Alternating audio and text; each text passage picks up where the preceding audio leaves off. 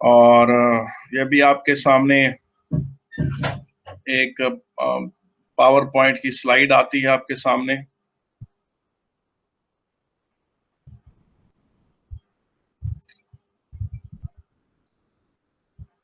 ये आपको सामने नजर आ रहा है कि बेटा जो आपकी दो क्लासें थी पहले A1 E1 और A1 E5, अब वही क्लासें A2 E1 और A2 E5 बन गई। हम आज पेपर 5 के बारे में बात करेंगे। पेपर 5 जो है 1 आवर 15 मिनट्स का होता है। उसकी टोटल मार्क्स उसके 30 होते हैं। उसकी पुरानी वेटेज 11.5% थी, मगर चूंकि अब आप लोग फाइनली A2 के एग्जाम से ही आपका ग्रेड बनेगा, तो अब इसकी नई वेटेज डबल हो जाएगी, 23% हो जाएगी। और पेपर 5 में 2 क्वेश्चन होते हैं। पेपर 5 में 2 क्वेश्चन होते हैं। This paper consist of 2 questions of equal marks value, 15 marks each. एक क्वेश्चन 1 के भी 15 मार्क्स हैं, क्वेश्चन 2 के भी 16 मार्क्स हैं। तो अब आगे देखें क्या है। ये खोलें जरा, मैं आपके सामने पेपर 5 एक आपको दिखाता हूँ। ये वाला पेपर 2007 का पेपर है, ठीक है कि नहीं? इसको आप देखें।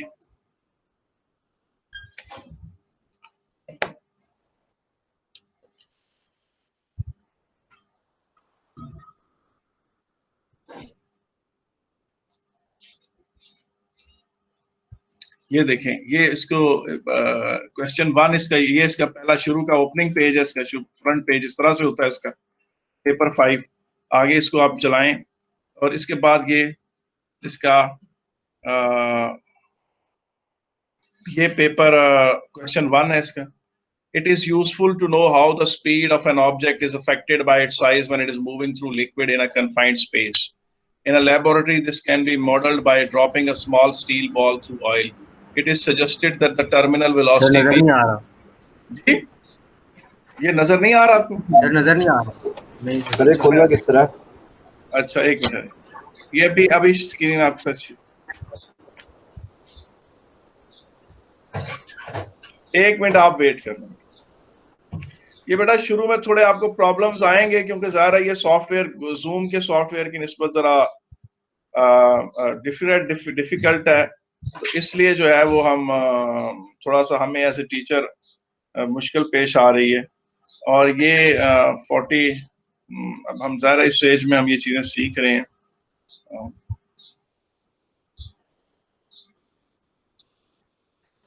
अच्छी बात है सर, सीखने को मिल रहा है आपको भी।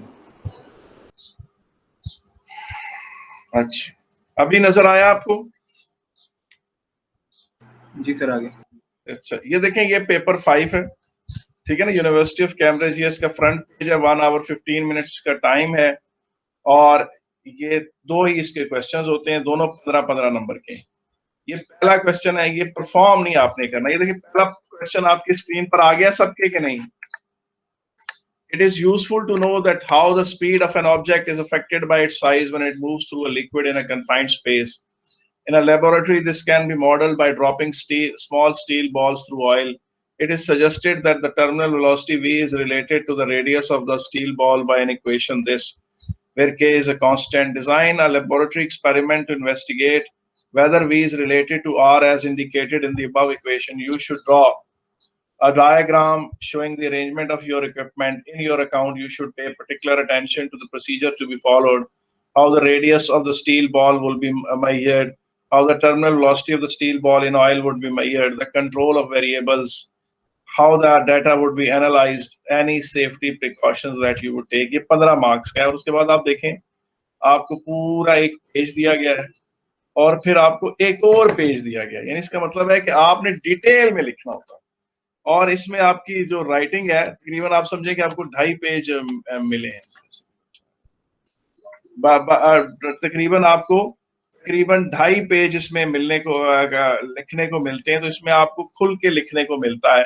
आप समझें कि आपने पहले ओ लेवल में इतने डिटेल्ड डिस्क्रिप्शंस नहीं दिए। इंग्लिश में आप इंग्लिश के एसेस इतने डिटेल्ड हों जितने आप पहले करते रहे हैं, लेकिन आपने फिजिक्स में इतनी डिटेल्ड राइटिंग पहले कभी नहीं हुई।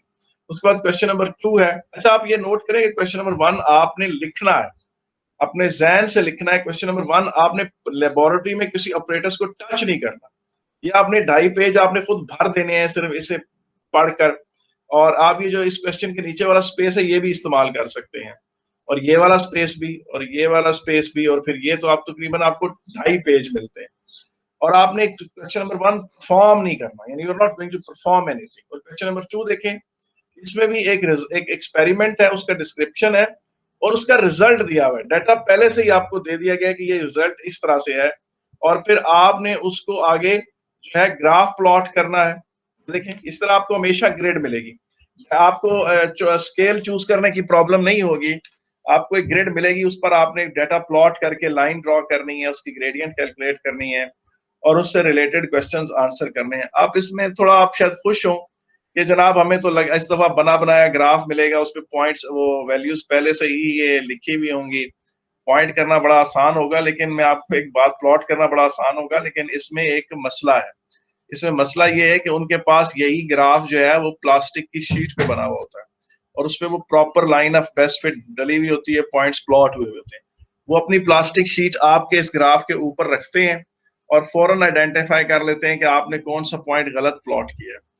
और आप 6 में से आपने 1 पॉइंट गलत प्लॉट किया हो तो आधे नंबर चले जाते हैं, और 2 नंबर पॉइंट्स, 4 पॉइंट्स ठीक प्लॉट किए हो, 2 गलत प्लॉट किए हो, तो इसके टोटल प्लॉटिंग के जितने भी नंबर हैं वो सारे आपके हाथ से निकल जाते हैं। तो हालांकि क्वेश्चन नंबर 2 का जो तरीका है वो बड़ा वेल डिफाइंड है, और इसकी बच्चे बहुत प्रैक्टिस भी करते हैं, इसके बावजूद 15 में से वो अमूमन ज्यादा नंबर नहीं ले सकते। तो इसलिए ये चीजें हैं जो आपने ध्यान रखना है। ये में कुछ और बच्चे आए हैं, मैं इनको जरा एडमिट कर लूं।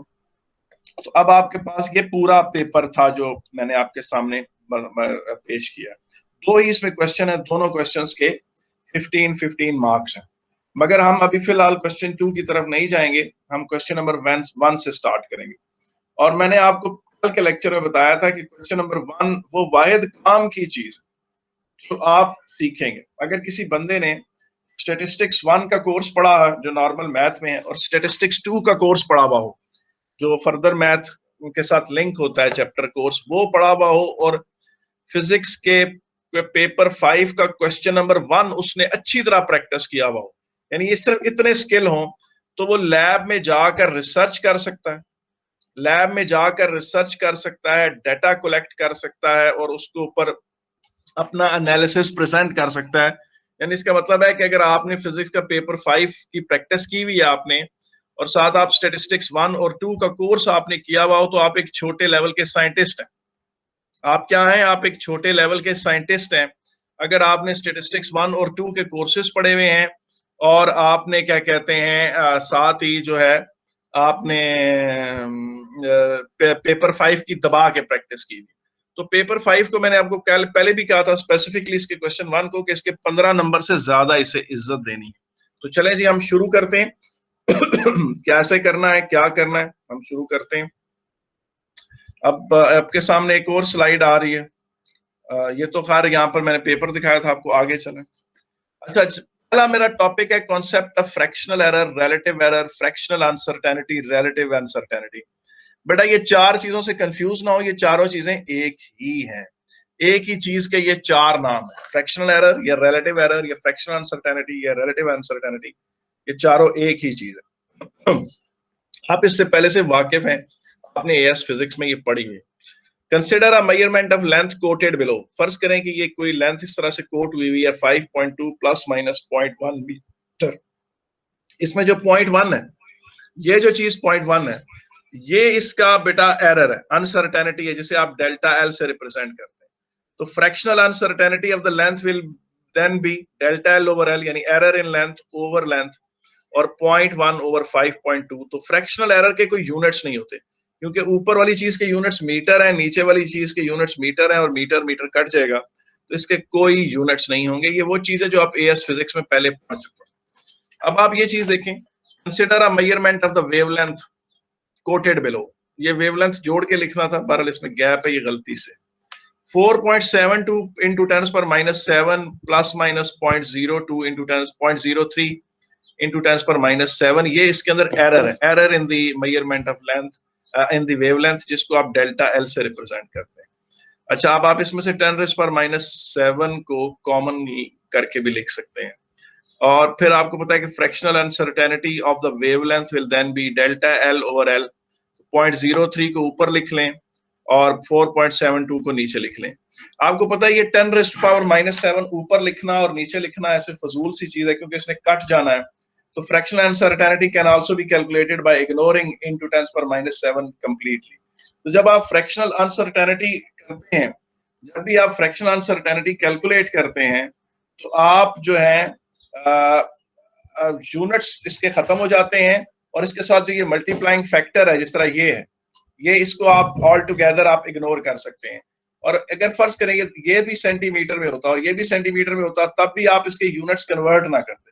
फ्रैक्शनल अनसर्टेनिटी या रिलेटिव अनसर्टेनिटी निकालते वक्त आपको ये फिक्र नहीं होनी चाहिए कि ये टन में है और ये भी टन में है, तो मैं तो केजी में ऑपरेट करता हूँ तो मुझे इसे केजी में ऑपरेट करना चाहिए, या मैं ये मिलीमीटर में है ये भी मिलीमीटर में, क्योंकि वो चीजें उसका जो कन्वर्शन फैक्टर है ऊपर वाले का और नीचे वाले का वो आपस में कट जाएगा। तो फ्रैक्शनल अनसर्टेनिटी कैलकुलेट करते वक्त आप जो ये मल्टीप्लाइंग नंबर है इसकी भी परवाह नहीं करते, यूनिट्स भी नहीं होते उसके, और प्लस आपको कन्वर्ट करने की जरूरत भी नहीं होती कि ग्राम में है तो मैं केजी में कन्वर्ट करूं। इस तरह के काम आपने नहीं करने। ये वो बातें हैं जो आप एएस फिजिक्स में जानते थे। अच्छा, अब यहां पर आप देखें, आपके सामने दो मेजरमेंट्स लिखी गई, एक डायमीटर ऑफ वायर है और एक distance between the two towns. Diameter of wire जो है वो है 1.82 मिलीमीटर, जिसमें 0.01 मिलीमीटर की एरर है, और दो टाउन्स के दरमियान डिस्टेंस है 273 किलोमीटर, जिसमें 1 किलोमीटर का एरर है। इसका मतलब है वो डिस्टेंस 272 किलोमीटर भी हो सकता है और वो डिस्टेंस 274 किलोमीटर भी हो सकता है। आप कह सकते हैं सर टाउन तो बहुत बड़ा होता है, तो टाउन से डिस्टेंस कैसे होगा? बेटा, हर टाउन का एक सेंट्रल पॉइंट होता है। जैसे इस्लामाबाद में 0 पॉइंट है, तो 0 पॉइंट से इस्लामाबाद का जो भी डिस्टेंस किसी दूसरे शहर से मैयर होगा वो 0 पॉइंट से मैयर किया जाएगा। इसी तरह से पिंडी में भी जो टीएम चौक है, जीएचक्यू के सामने जो चौक है, वो मेन सेंट्रल पिविटल पॉइंट है पिंडी का। पिंडी के सारे डिस्टेंसेस टीएम चौक से मैयर होते हैं। टीएम चौक जो जीएचक्यू के सामने वाला चौक है, जहां पर साथ एक चर्च भी है और उसका मेट्रो का स्टेशन वहां थोड़ा सा उसके फासले पर है। अच्छा, मेरा पहला क्वेश्चन ये है कि इनमें से ज्यादा एरर किस में? तो मुझे बता सकता है कि which measurement has the greater error? मेरा पहला क्वेश्चन देखें, which measurement has got the greater error? Note करें कि इस स्क्रीन पर जो लिखा हुआ है which measurement has the greater fractional error, फिलहाल मैं उसकी बात नहीं कर रहा हूं। मैंने कहा कि इनमें से किसकी एरर ज्यादा है। तो इसकी एरर किसकी ज्यादा है बेटा?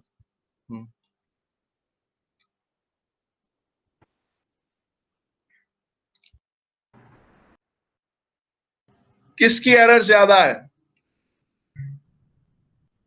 कोई बता सकता है मुझे इनमें से? D1 की है सर। हाँ?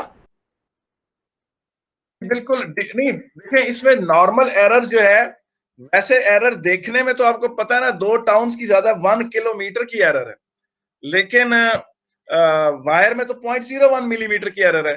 तो कहने को तो वायर की जो एरर है 0.01 मिलीमीटर तो बहुत छोटी है, और दो टाउन्स के दरमियान जो एरर है 1 किलोमीटर वो बहुत बड़ी है। कहने को distance between the two towns के दरमियान जो एरर है वो बड़ी है, लेकिन फिजिक्स इस चीज को नहीं मानती, वो फ्रैक्शनल एरर को इंपॉर्टेंस देती है।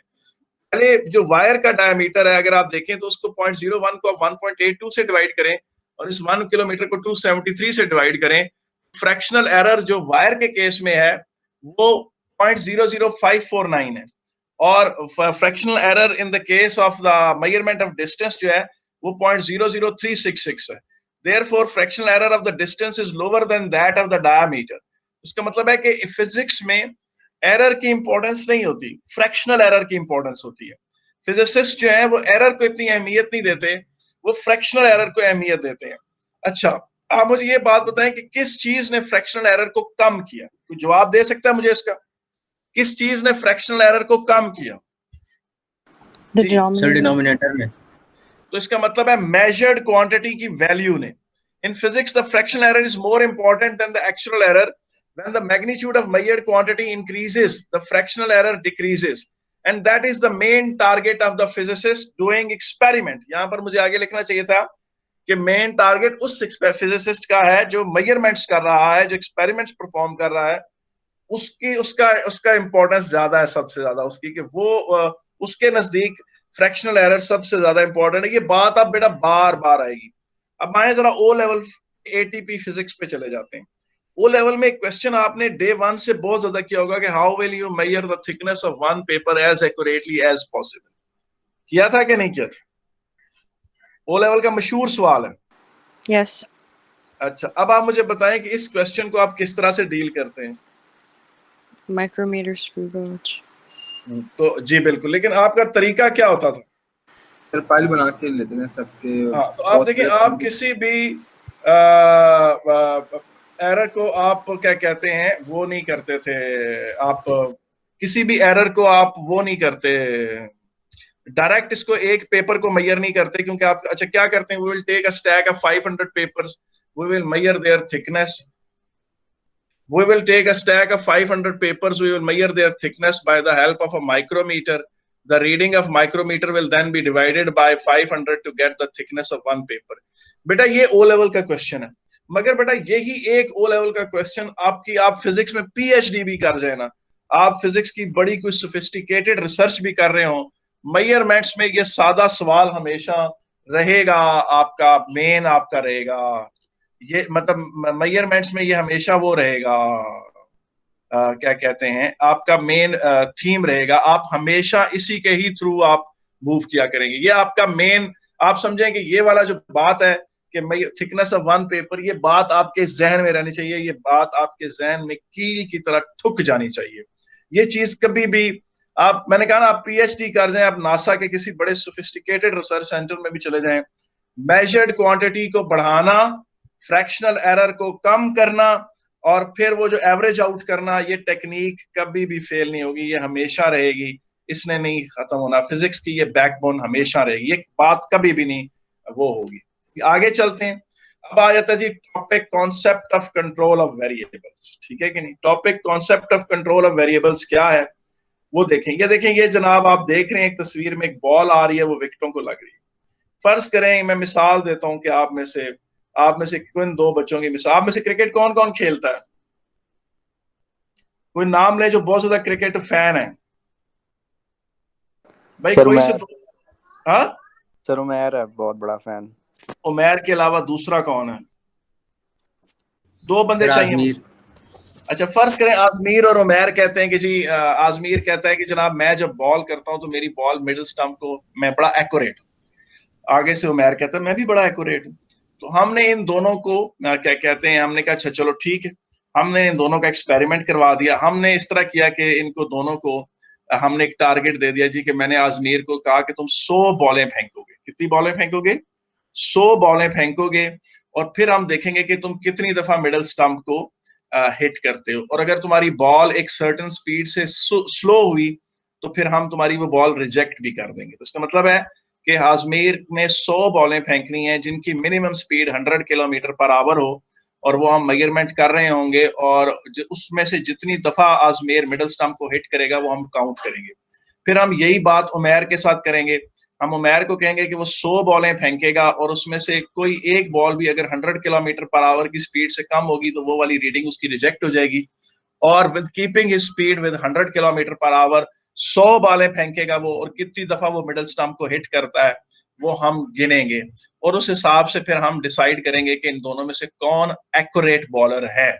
और not to forget of course के जो बॉल ने एक ही ठिप्पा खाना होता है। अगर फर्ज करें इन दोनों में से कोई बॉल कराए और वो 2 ठिप्पे खा के मिडिल स्टंप को हिट करे तो वो भी हम रिजेक्ट कर देंगे। तो इसका मतलब है कि the competition between them will be fair if the length of pitch is same. ये नहीं है कि हम आजमेर को तो 22 गज की पिच दें और उमैर को बेचारे को 40 गज की पिच दे दें, या ये है कि हम उनको कहें कि आजमीर जो है वो 100 बॉलें फेंकेगा और उमैर को जितनी दफा वो मिडल स्टंप हिट करे उमैर जो है वो 50 बॉलों में उतनी दफा करे। ये भी अनफेयर हो जाएगा। दोनों को 100 बॉलें या दोनों को 120 बॉलें फेंकने की, यानी same number of balls bowled उन दोनों को मिलनी चाहिए। अब जब ये भी ज्यादती होगी कि आजमेर को तो हम 5.5-4 औंस की बॉल दे दें और उमैर को 5.5 औंस की बॉल दे दें, तो ये बात भी गलत होगी। और ये बात भी है कि हम अजमेर की बारी में विड्थ ऑफ विकेट्स बड़ी कर दें और जो है उसके बारे में उमैर के बारे में के वक्त कम कर दें। तो इसका मतलब है कि जब आप एक्सपेरिमेंट कंडक्ट करते हैं तो आप हमेशा दो वेरिएबल्स के दरमियान एक्सपेरिमेंट कंडक्ट करते हैं। उस एक्सपेरिमेंट के रिजल्ट को बहुत सारे वेरिएबल्स जो होते हैं वो इन्फ्लुएंस कर रहे होते हैं, मगर आपने एट अ टाइम दो वेरिएबल्स को स्टडी करना होता है और बाकी सारों को कांस्टेंट रखना होता है। इसे कहते हैं concept of control of variables. Therefore, in any experiment, there are many variables affecting the outcome of a result. Whenever, while doing a research or conducting an experiment, we study one variable against the other and keep the rest constant. This is called concept of control of variables. मुझे बताएं, यहां तक कोई मसला तो नहीं है बेटा? यहां तक कोई इशू तो नहीं है? हेलो? नहीं सर। अच्छा, नहीं सर। स्क्रीन सबको शेयर हो रही है ना कि नहीं? Yes sir. जी हो रही है सर। चलिए, अब in an experiment we change one variable and the other changes automatically. जिस तरह हमने वेरिएबल जो हमने चेंज किया वो ये था कि हमने एक दफा अजमेर को बॉलिंग दी, ये हमारी एक वैल्यू थी। अजमेर बजाते खुद एक वेरिएबल था, फिर उस वेरिएबल की एक वैल्यू थी यानी बॉलर। फिर उसके बाद हमने उसको चेंज करके उसकी जगह उमैर को लेकर आए तो वो दूसरी वेरिएबल की वो दूसरी वैल्यू थी, ये हमने चेंज किया। उसके बाद number of times ball wicket middle stump को उसने कितनी दफा हिट किया, ये सेकंड वेरिएबल है। तो सेकंड वेरिएबल डिपेंडेंट वेरिएबल होता है और इंडिपेंडेंट वेरिएबल वो होता है जिसे हम चेंज करते हैं। डिपेंडेंट वेरिएबल फिर खुद ब खुद चेंज होता है और वो हमेशा वाई एक्सिस पर प्लॉट होता है, और बाकी सारे वेरिएबल्स जो हैं वो क्या कहते हैं, आप क्या वो प्लॉट कांस्टेंट रखते हैं। मिसाल के तौर पे पेपर में एक बहुत, ये अभी मैं जो मैं अभी बहुत बोल रहा हूँ ये स्लाइड्स पे नहीं लिखी हुई, एक दफा पेपर में 94-95 की बात आपको बता रहा हूँ कि पेपर में क्वेश्चन आया कि design an experiment to investigate how the minimum voltage required to produce a spark depends upon the temperature and the pressure of the chamber. तो अब देखिए इसमें तीन वेरिएबल्स का जिक्र हो गया कि जी how the minimum voltage depends upon the pressure of the chamber and the temperature of the chamber. अब जो बेवकूफ बच्चे थे ना उन्होंने वो साइमल्टेनियसली तीनों वेरिएबल्स को चेंज करने की बातें शुरू कर दी। जो समझदार बच्चे थे they started with this line, उनकी ओपनिंग लाइन ये थी, it is basically there are basically two experiments, we will do two experiments, we will conduct two experiments, and the experiment number one is that we will study the variation of voltage against pressure keeping temperature constant, और दूसरा experiment number two will be that we will study the variation of minimum voltage against pressure keeping temperature constant।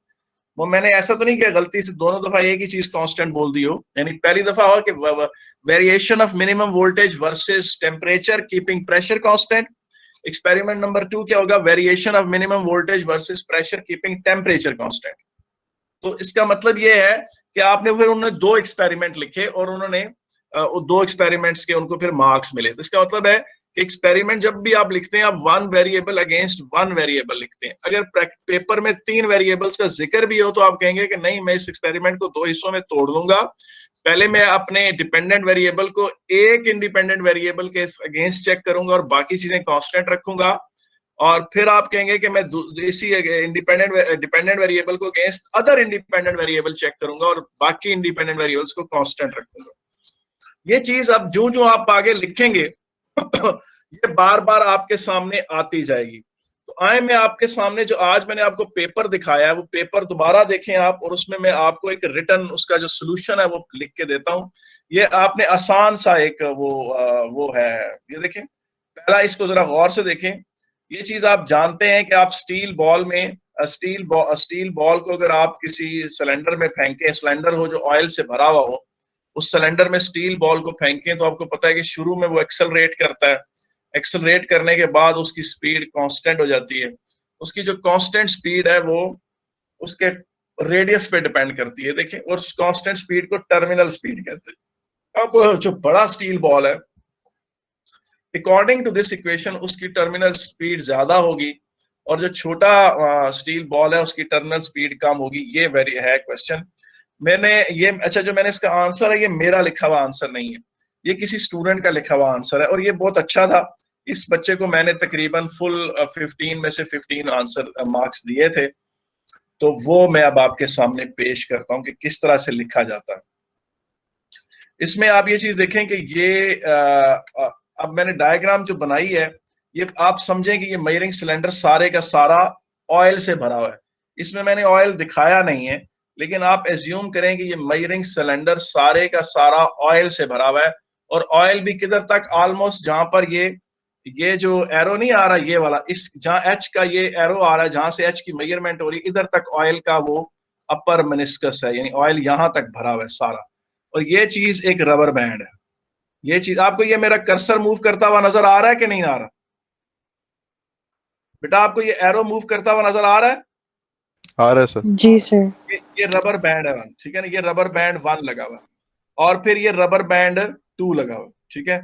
और यहां से मैं उस steel ball को छोड़ दूंगा। एच वो डिस्टेंस है जिस डिस्टेंस में वो टर्मिनल वेलोसिटी अचीव कर लेगा। मैं एज्यूम करता हूं कि जब वो रबर बैंड 1 को क्रॉस करे तो वो टर्मिनल वेलोसिटी अचीव कर चुका हो, और उसके बाद जब वो नीचे गया है और रबर बैंड 2 तक पहुंचे तो ये डिस्टेंस x1 कहलाएगा। और फिर रबर बैंड 2 से लेकर रबर बैंड 3 तक जो उसने डिस्टेंस फॉल किया उसको आप x2 कहेंगे। और उस ये जो t1 है, t1 वो टाइम है जो स्टील बॉल ने, ये t1 वो टाइम है जो स्टील बॉल ने रबर बैंड 1 से लेकर रबर बैंड 2 तक लिया है, और t2 वो टाइम है जो स्टील बॉल ने रबर बैंड 2 से लेकर रबर बैंड 3 तक लिया है। जब स्टील बॉल यहाँ नीचे बॉटम में पहुंच जाएगा तो ज़ाहिर स्टील बॉल को बाहर भी निकालना होगा इस सिलेंडर से। उसके लिए आप मैग्नेटिक रॉड का इस्तेमाल कर सकते हैं। आप इस ऑयल सिलेंडर में मैग्नेटिक रॉड इंसर्ट करें और वो स्टील बॉल उससे चिपक जाएगा, और उसके थ्रू आप उसे बाहर निकाल लें, जिस तरह ये मेरा कर्सर मूव करता हुआ बाहर आ रहा है, ठीक है कि नहीं?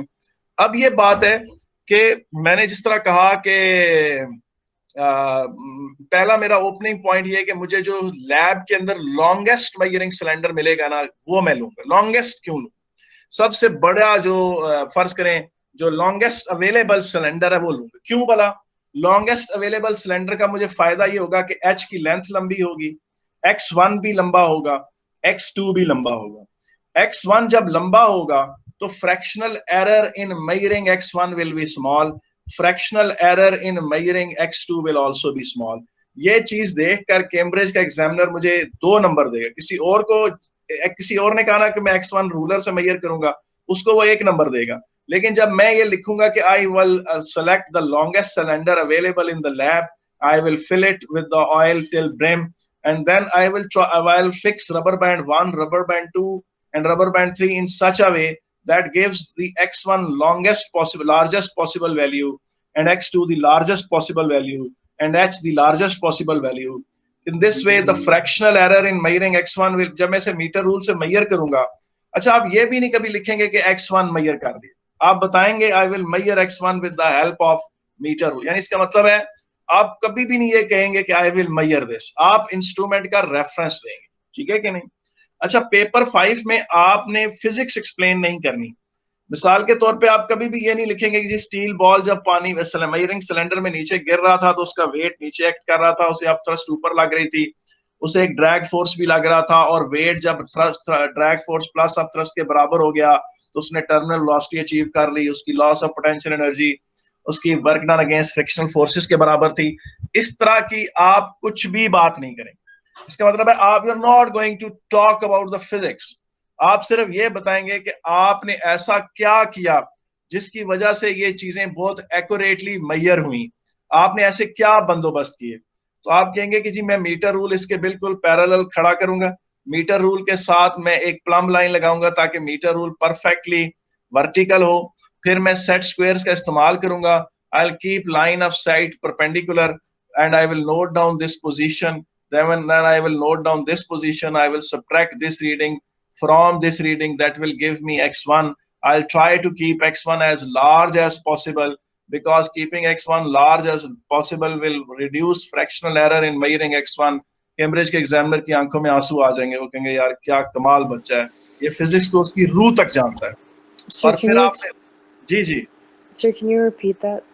जी बेटा, आप कहेंगे कि मैं आपने मीटर रूल इसके पैरेलल लगा दिया, मीटर रूल या 30 सेंटीमीटर का रूल या वट एवर आप कहें कि मैंने इसके पैरेलल लगा दिया, बिल्कुल यानी सिलेंडर के पैरेलल खड़ा कर दिया, और आपने सेट स्क्वायर का इस्तेमाल किया। सेट स्क्वायर आपको पता ना इस तरह का होता है, आप साथ एक सिलेंडर हो तो सेट स्क्वायर की यूं ऐसे करके यूं आ रही होती है उसका वो और साथ आप रीडिंग, ताकि रबर बैंड की पोजीशन एग्जैक्टली साथ जो रूलर है उस पर नजर आ रही हो, और आपकी लाइन ऑफ साइट परपेंडिकुलर। जिस तरह आपको याद है, आप ओ लेवल फिजिक्स में एटीपी में करते थे, अगर आपने ये पोजीशन नोट करनी है तो आपकी आई यहाँ सामने होनी चाहिए, आप जिधर देख रहे हैं, अगर आपकी आई इधर है और उधर से आप ये रीडिंग नोट कर रहे हैं ऐसे, तो ये बात गलत हो जाएगी।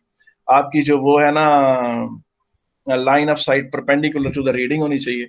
तो आप क्या कहेंगे कि मैं, पहली बात तो आप कहेंगे कि मैं, ये रबर बैंड 1 है, ये रबर बैंड 2 है, ये रबर बैंड 3 है। आपने कहा मैंने यहाँ से स्टील बॉल को छोड़ा और वो नीचे गिरना शुरू हुआ ऑयल में, तो आप कहेंगे कि मैं एच को, I will try to keep H as large as possible so that steel ball achieves terminal velocity before it crosses the rubber band 1। Then you will say that rubber band 1 से लेकर rubber band 2 तक जो उसका distance travelled है वो x1 है।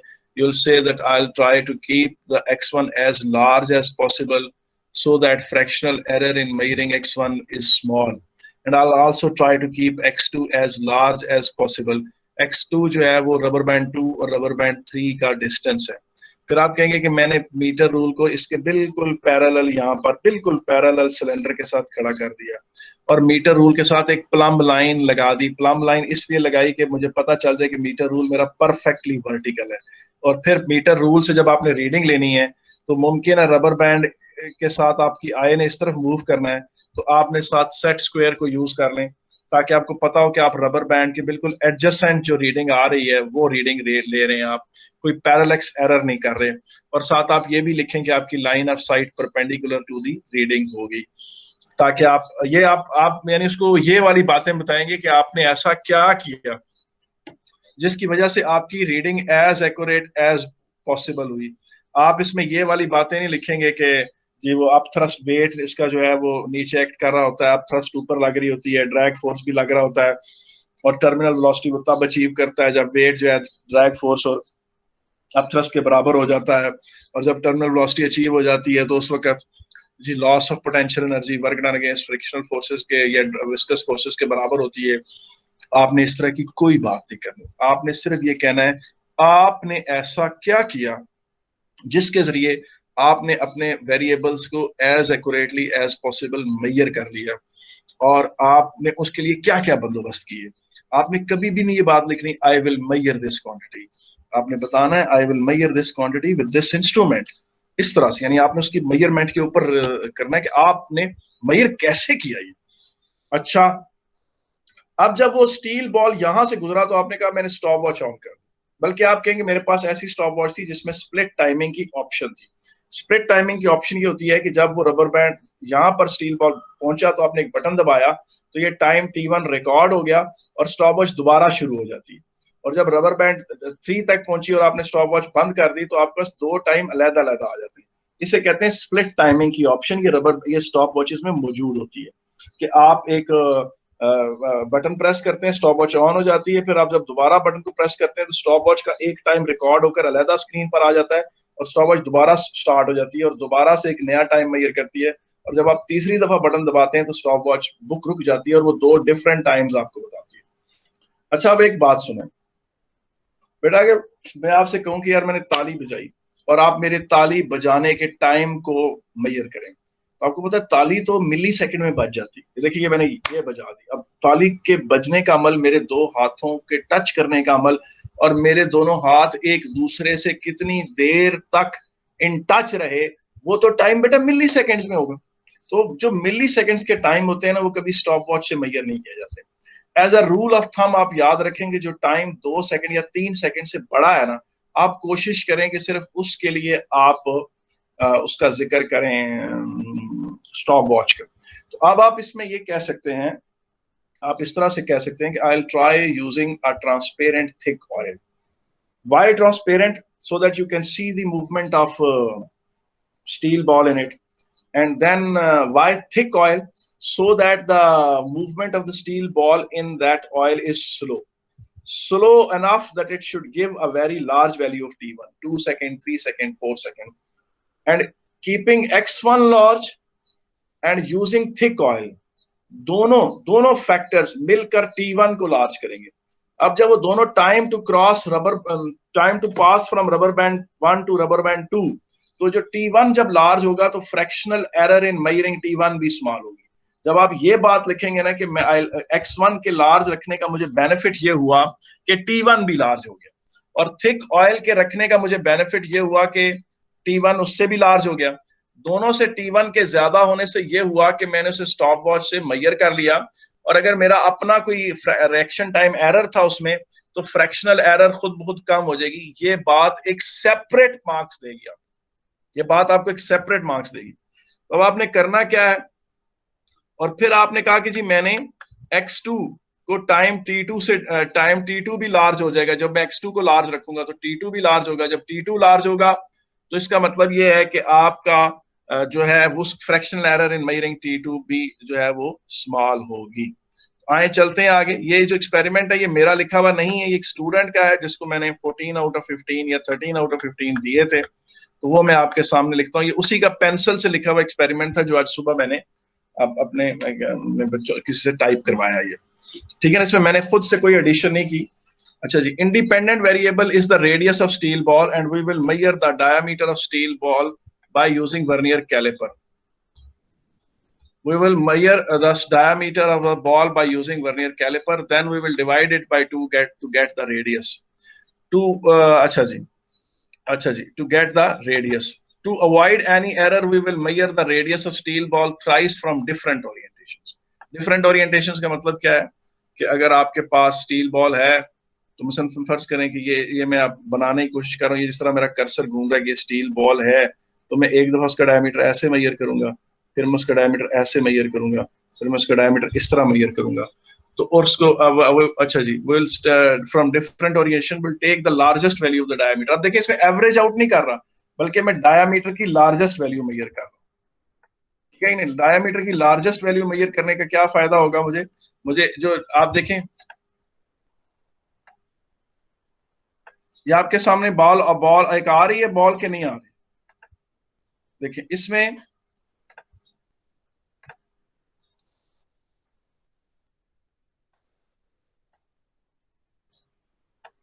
तो ये है डिफरेंट ओरिएंटेशन, और इनमें से जो लार्जेस्ट वैल्यू होगी वो ली जाएगी। अच्छा ये भी आप ध्यान में रखें कि हर दफा आपने एवरेज नहीं लेनी होती, बाज का तो आपने स्मॉलेस्ट और बाज दफा आपने लार्जेस्ट वैल्यू भी लेनी होती है, क्योंकि लार्जेस्ट वैल्यू ये कंफर्म कर देगी कि यही डायमीटर है। आपको पता है ना, मैं यूं भी तो मुमकिन है मेरा वर्नियर कैलिपर यहां से यूं आ जाए और यूं मैंने रखा हुआ हो और वो जाहिर है वो स्मॉलर वैल्यू मेजर करेगा, या मुमकिन है मैंने यहां से यूं मेजर कर रहा हूं, तो मैं 3 दफा मेजर करूंगा, उनमें से जो लार्जेस्ट वैल्यू होगी वो मैं यूज करूँ। हर दफा एवरेज नहीं लेते होते, कभी कभार लार्जेस्ट और स्मॉलेस्ट भी चलती हैं। आगे जब एक्सपेरिमेंट्स आएंगे तो आपको पता चलेगा कि कब लार्जेस्ट ली और कब स्मॉलेस्ट ली। अच्छा, अब आप ये चीज देखें कि स्टील बॉल्स जो हम लेंगे, हमारे पास बहुत सारे स्टील बॉल्स होंगे, वो सारे एक जैसी शेप के होने चाहिए और वो सारे एक ही डेंसिटी के बने हुए होने चाहिए, और उनके जो मिनिमम शुरू होना चाहिए रेडियस वो 0.2 सेंटीमीटर से लेके रफली 3 सेंटीमीटर। 3 सेंटीमीटर का स्टील बॉल काफी बड़ा हो जाएगा, ठीक है कि नहीं, लेकिन आप अगर अवेलेबल हो तो उधर तक आप ले सकते हैं। Dependent variable will be the terminal velocity reached by the steel ball. Method of measuring of it will be explained later. Constant variables will be the shape of the ball. ज़ाहिर है अगर फर्ज करें कि एक बॉल जो है वो राउंड है और एक जो है वो बुलेट की तरह है और एक जो है वो मतलब उनकी शेप्स अगर डिफरेंट है तो काफी एक्सपेरिमेंट इन्फ्लुएंस हो जाएगा। इसका मतलब इन सब को हमने सेम रखना है, और उसके बाद उनकी डेंसिटी और उनकी शेप भी से, और टेम्परेचर ऑफ द ऑयल भी। भला टेम्परेचर ऑफ द ऑयल क्यों? क्योंकि ऑयल जब उसका टेम्परेचर इंक्रीज डिक्रीज होता है तो उसकी विस्कोसिटी डिक्रीज और इंक्रीज होती है, उससे टर्मिनल वेलोसिटी को इफेक्ट पड़ेगा, तो हम ये सब चीजें कांस्टेंट रखेंगे। अच्छा जी, we will select oil which is viscous enough so that steel ball achieves terminal velocity। ऐसा ऑयल नहीं लेंगे जो इतना थिन हो कि उसमें स्टील बॉल मुसलसल ही एक्सेलरेट करता चला जाए, मुसलसल उसकी स्पीड बढ़ती चली जाए और वो सिंपल फ्री फॉल जैसा बिहेवियर दिखाए और वो टर्मिनल वेलोसिटी अचीव ही ना करे और वो बॉटम ऑफ द सिलेंडर तक पहुंच जाए, हम वो नहीं पसंद करेंगे। तो हमने the oil should have some transparency so that we can see steel ball falling through after steel ball is dipped when it reaches rubber band 1। RB1 का मतलब है rubber band 1 the first stop। अच्छा यहाँ पर जो experiment उस बच्चे ने लिखा है वो 2 स्टॉप वॉचेस का जिक्र कर रहा है। The first stopwatch is started, and when the ball reaches RB2, rubber band 2, the first stopwatch is stopped, closed, and second stopwatch is started. When the ball reaches RB3, the second stopwatch is closed. अब ये बच्चा जो है ना, इसको split timing option का बारे में नहीं इल्म। आप एक ही स्टॉपवॉच को यूज कर सकते हैं यूजिंग स्प्लिट टाइमिंग ऑप्शन, तो उसमें आप एक बटन दबाएं वो ऑन हो जाती है, और जब उसके बाद स्प्लिट टाइमिंग की ऑप्शन ओपन करके आपने वो ऑन की हुई स्प्लिट टाइमिंग ऑप्शन, और फिर आप दोबारा बटन दबाएं तो पहला टाइम रिकॉर्ड होकर T1 साइड पर हो जाता है और दूसरा टाइम स्टार्ट हो जाता है। और जब आप तीसरी दफा उसका बटन प्रेस करें तो वो क्या कहते हैं T2 अलहदा से रिकॉर्ड हो जाता है। बहरहाल नेवरदलेस इस बच्चे का मेथड ठीक है, एक्सेप्टेबल है, इसको नंबर बहरहाल पूरे मिलेंगे। When the rubber ball reaches, यहाँ पर watch is started. When the ball reaches RB3, the second stopwatch is closed. I will calculate terminal velocity 2 as shown in the formula. अच्छा, यहाँ पर थोड़ी सी डिस्क्रिपेंसी है, उसको चाहिए कि मैं टर्मिनल वेलोसिटी, ये थोड़ा सा सेंटेंस उसका ठीक नहीं है, उसको चाहिए I will calculate the terminal velocity v1 x1 over t1 and then v2 as x2 over t2। यानी ये वाला टर्मिनल, ये पहले इंटरवल की टर्मिनल वेलोसिटी उसने अलहदा से कैलकुलेट की और दूसरी अलहदा से कैलकुलेट की।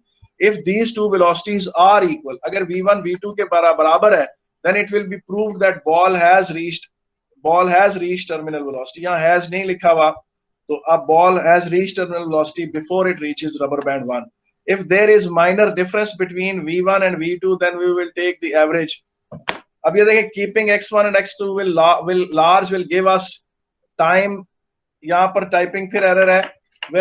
Keeping x1 and x2 large will reduce the fractional error in x1 and x2, and it will also make the values of t1 and t2 large, reducing their relative error. Hence relative error is in measuring t1 and t2 will be small. We will use stopwatch। अब मैंने आपको बताया कि इस case में जब time 2 second या 3 second से ज्यादा हो तो आप स्टॉपवॉच यूज करेंगे, और light gates connected with electronic timer to measure T1 and T2। Light gates का मैं डिटेल तारफ आपको अगली क्लास में करा दूंगा कि उन्हें कैसे जोड़ा जाता है और किस तरह उनसे टाइम मेजर किया जाता है। मगर light gates connected with electronic timer आप हमेशा तब यूज करेंगे जब टाइम 2 सेकंड से कम हो, जब कोई चीज बहुत जल्दी हो रही हो। We will repeat the experiment with different steel balls and calculate their corresponding velocities. We will tabulate our values in the figure 2. I will draw a graph of V against R square. If it turns out to be a straight line, then this relationship is verified. We will avoid the spillage of oil by using cylinder with heavy base. आपको पता है वो cylinder जिसका base heavy हो वो गिरता नहीं है, और जो हल्का सिलेंडर हो जिसका बेस बहुत छोटा हो उसके गिरने के चांसेस बहुत ज्यादा होते हैं। और clamped with the help of retort stand with a heavy base placed on a heavy table. Heavy table में jerks नहीं होते, और heavy base वाले stand में भी vibrations कम होती हैं। और ये सारी बातें एग्जामिनर नोट करेगा कि ये बच्चा ऐसा है जिसकी फिजिक्स पे बड़ी टॉप की ग्रिप है, जिसको स्टेबिलिटी के हवाले से बहुत जबरदस्त बातें पता है। We will use, ये यूजर लिखा हुआ है लेकिन ये यूज है। We will use, यहाँ पर we will use magnetic rod, ये rod लिखा हुआ है ROD है, to retrieve the ball from the base of cylinder.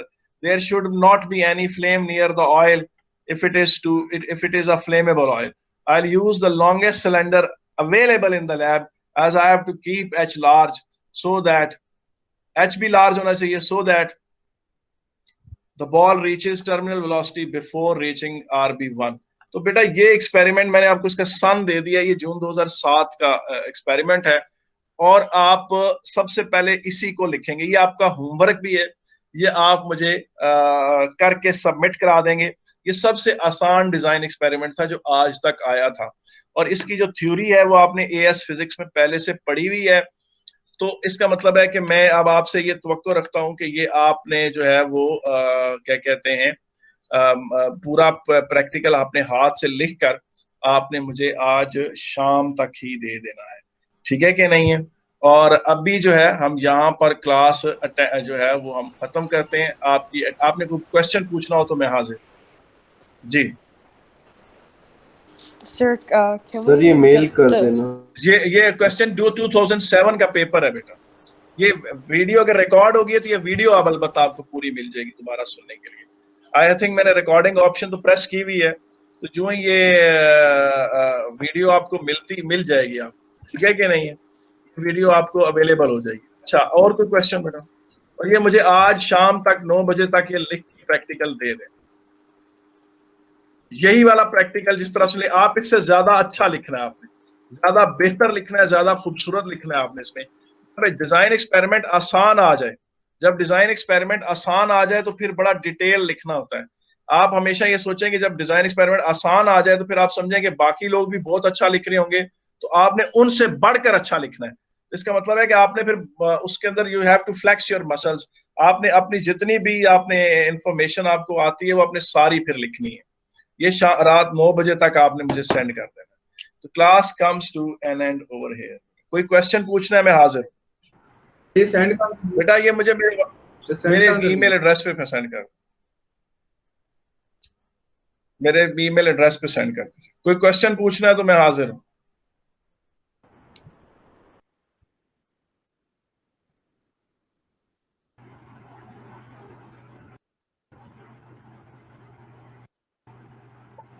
तो सिर्फ क्वेश्चन 1 का।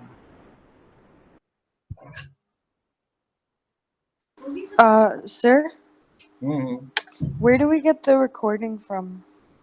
ये अभी मैं इसका मैंने जिस रिकॉर्ड कर लिया मैं आपको बता दूंगा, इसको मिल जाएगी, मिल ठीक है, जाएगी। thank you.